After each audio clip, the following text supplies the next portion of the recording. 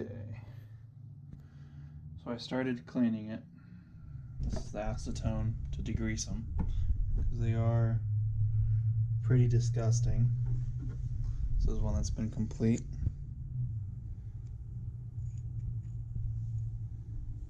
I'm keeping these reed valves, or not they wouldn't be reed valves, but the actual valve right there with the same surfaced part, because I don't want to really mix them up and then have to regrind them back down to make them fit properly again. But yeah, these are pretty disgusting from sitting outside for so long. And I'm using this. It's concentrate, so that's the solution that it sits in for 2 hours, and it pretty much cleans it up real nice. It kind of makes it darker, and you have to wipe it off real good and it'll come off.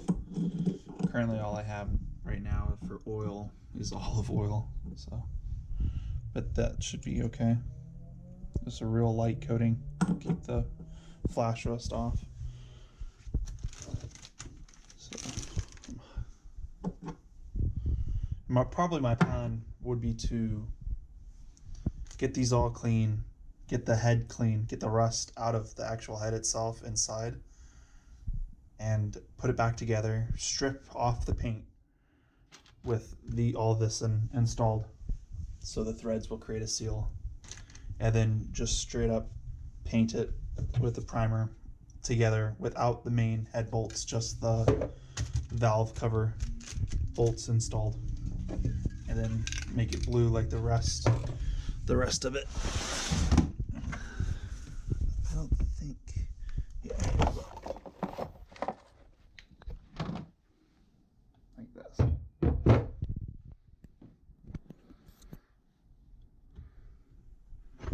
Make it that blue.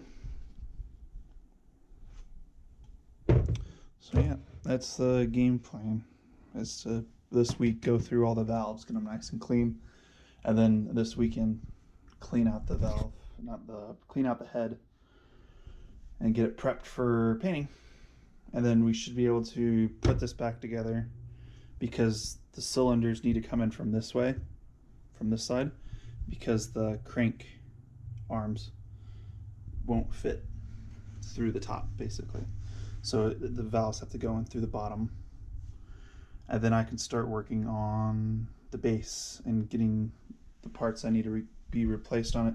Because I think the reason why the person stopped using this and sold it so cheap was it fell on the backside where the oil changing spout is. It's basically a iron tube, like cast iron tube that sticks out, and it just screws in the back of the base, and it broke. Thankfully, when I looked, it broke the threads off and didn't crack the actual casing.